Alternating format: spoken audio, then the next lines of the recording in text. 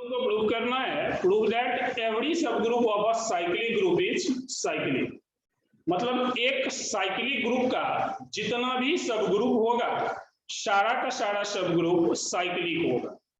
तो मान लो जी कोई एक साइक्लिक ग्रुप है, तो जी अगर साइक्लिक ग्रुप है तो डेफिनेटली जनरेटर होगा जी के पास में। तो एच कोई सब ग्रुप है जी का, तो इट मीन्स एच का प्रत्येक एलिमेंट जी में रहा होगा। हमको यही प्रूफ करना है कि अगर जी साइक्लिक है तो एच भी साइक्लिक होना चाहिए। इट मीन्स जी के पास में अगर जनरेटर है तो एच के पास में भी जनरेटर होगा। क्योंकि जी का प्रत्येक एलिमेंट ए के पावर के टर्म में लिखाएगा, तो जी से ही ना कुछ एलिमेंट लेके एच बनेगा, तो एच का भी एलिमेंट ए के पावर के टर्म में लिखाएगा। तो उसमें जो सबसे छोटा पावर वाला होगा उसी को हम जनरेटर टारगेट करेंगे तो प्रूव कर दें। देखिए क्या कह रहा है, मान लिया जी को एक साइक्लिक ग्रुप है जो एक से जनरेट हो रहा है, वो एक ए है, उस ए से जनरेट हो रहा है। Solution,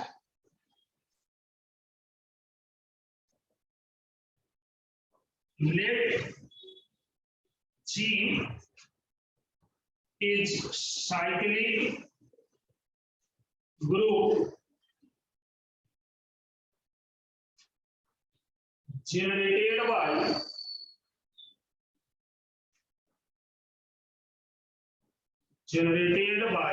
small a, and that is G generated by H is any subgroup of G। हम लोगों का टारगेट है, we want to show that H is cyclic। मतलब G कोई एक साइक्लिक ग्रुप है जो A से जनरेट कर रहा है, H कोई भी सब ग्रुप है, एनी सब ग्रुप ऑफ G। हमारा टारगेट है H साइक्लिक। साइक्लिक होने का मतलब H के पास में भी जनरेटर, क्योंकि G साइक्लिक ग्रुप है जो A से जनरेट हुआ है और H सब ग्रुप है, तो H सब ग्रुप है तो H का सबसेट भी रहा होगा, तो G के ही कुछ एलिमेंट से H का एलिमेंट बना होगा। क्योंकि G का एलिमेंट A के पावर के टर्म में होगा, तो इसीलिए H का भी एलिमेंट A के पावर के टर्म में होगा। इट मीन्स ये कह रहा है for this since G is cyclic group generated by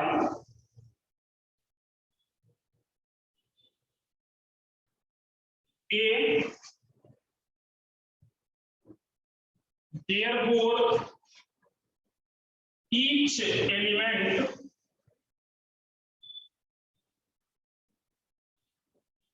of G can be expressed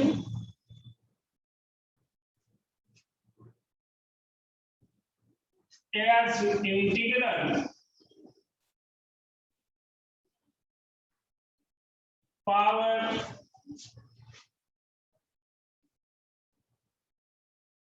of A,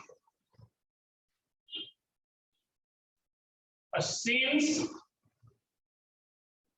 H is subgroup of G, therefore each element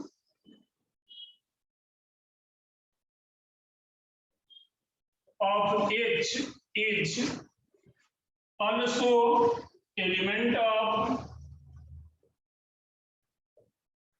G मतलब जी cyclic group है जो ए से जनरेट कर रहा है, तो जी का प्रत्येक एलिमेंट ए के पावर के टर्म में होगा।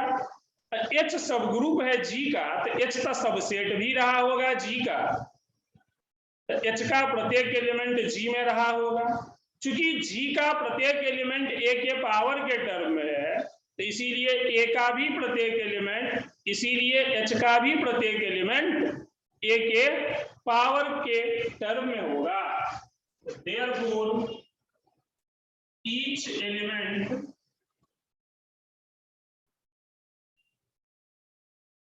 of H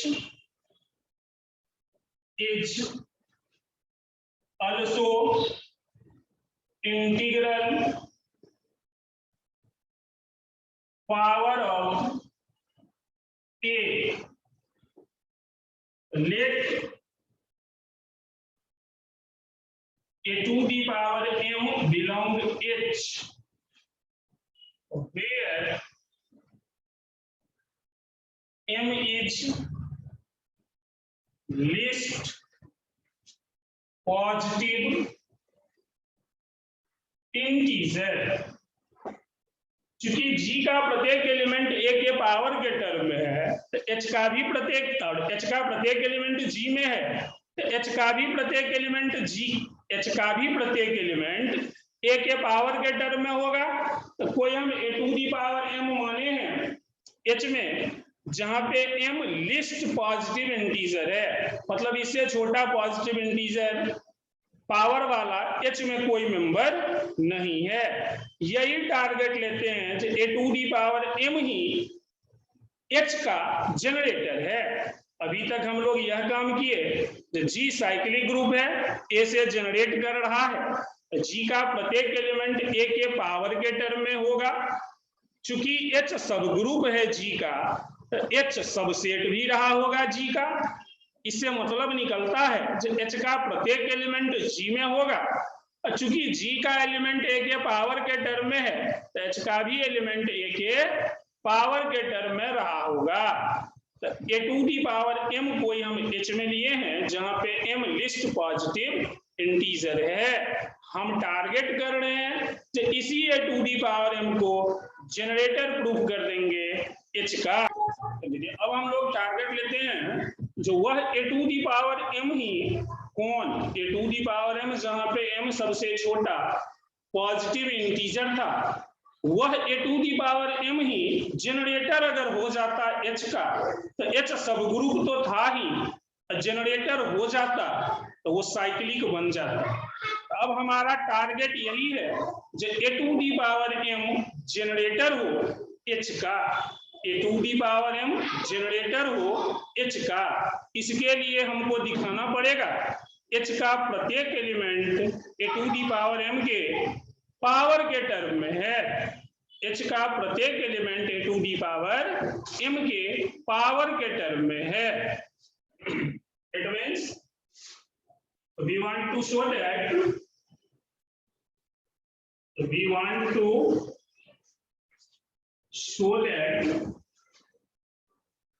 h generated by a to the power m, ये हमारा टारगेट है, h generated by a to the power m। It means h का प्रत्येक element a to the power m का पावर बने। m क्या है, सबसे छोटा पॉजिटिव इंटीजर है, जिससे कि a to the power m h में गया है। Let a to the power k belong h be any element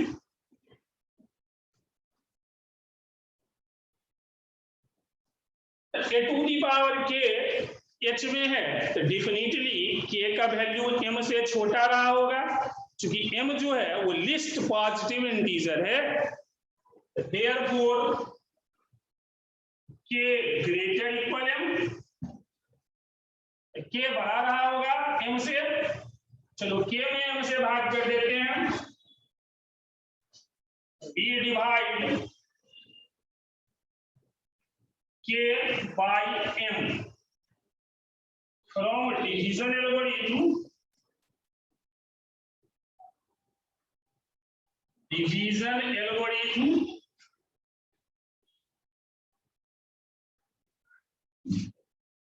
K equal MQ plus R, Q quotient, R remainder. 0 less equal R less M. Therefore, A to the power K equal A to the power MQ plus R. This implies A to the power K equal A to the power MQ. A to the power R. This implies A to the power MQ inverse A to the power K equal A to the power MQ inverse A to the power MQ.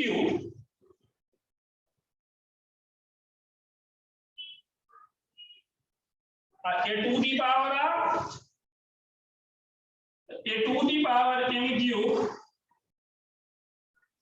Inverse A to the power K equal कोई भी element अपने inverse के साथ में operate करता है तो result identity A to the power R, A to the power R equal A to the power M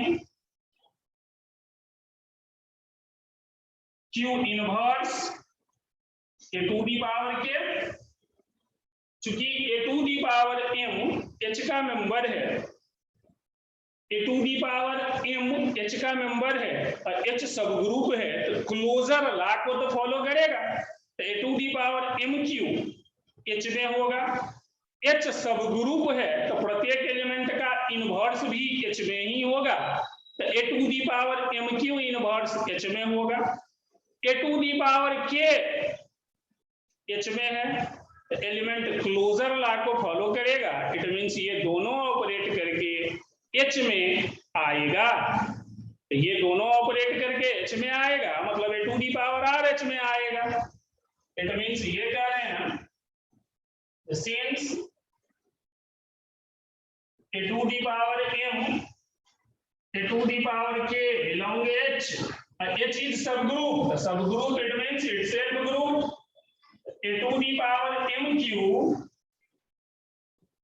A to the power K belong H, A to the power MQ H में है, A to the power MQ inverse भी H में होगा क्योंकि प्रत्येक element का inverse H में रहना चाहिए। H सब ग्रुप है तो खुद में ना एक ग्रुप है, अब क्लोजर लॉ को फॉलो करेगा तो A to the power MQ inverse A to the power K belong H, इसका मतलब A to the power R belong H। जबकि तुम कह रहे हो but M is least positive integer such that A to the power M belong H, 0 less equal R less M. This implies R equal 0.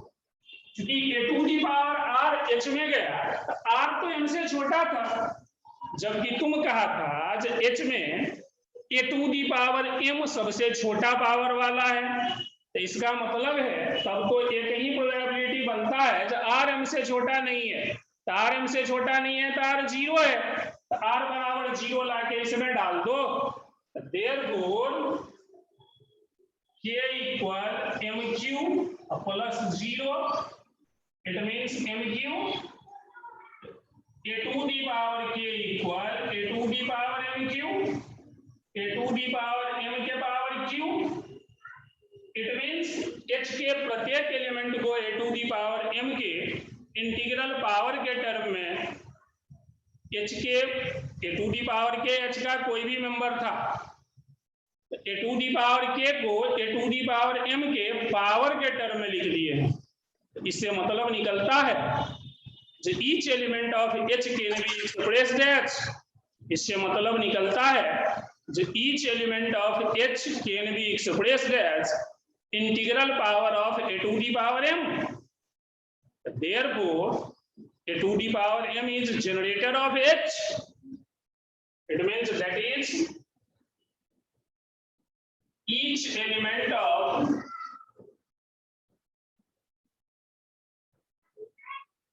H can be expressed as integral power of a to the power m, therefore h generated by a to the power m। मतलब logic क्या हुआ हमारा, G को एक cyclic group था, H कोई उसका सब ग्रुप था। हमारा टारगेट था G अगर साइक्लिक है H भी साइक्लिक बने। G साइक्लिक ग्रुप था तो G का प्रत्येक एलिमेंट A के पावर के टर्म में था, चूंकि G cyclic group generated by A हम माने थे, तो चूंकि G साइक्लिक ग्रुप A से जनरेट कर रहा है तो G का प्रत्येक एलिमेंट A के पावर के टर्म में होगा। H सब ग्रुप है G का तो H सबसेट रहा होगा G का, चूंकि G का प्रत्येक एलिमेंट A के पावर के टर्म में है, इसीलिए H का भी प्रत्येक एलिमेंट A के पावर के टर्म में होगा। तो A to the power m मतलब H का प्रत्येक एलिमेंट A के पावर के टर्म में है, ये बात सब ग्रुप से डिक्लेयर्ड हुआ।